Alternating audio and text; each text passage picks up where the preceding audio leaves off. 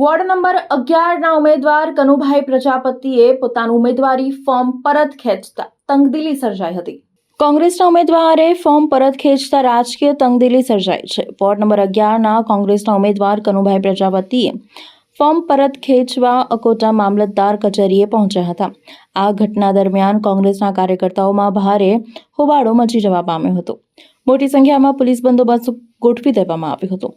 કનુ પ્રજાપતિએ પોતાનું ઉમેદવારી ફોર્મ સત્તાવાર રીતે પરત ખેંચ્યું છે।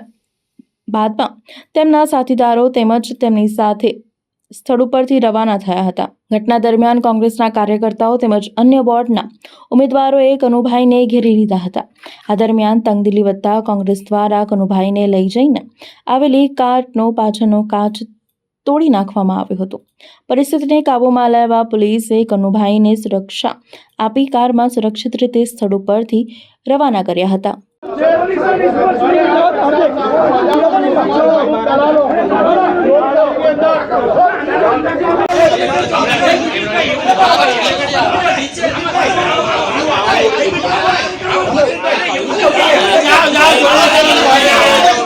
આપણે રક્ષકોને ભક્ષક બન્યા આ વડોદરાની જનતા હવે જાગો તમે।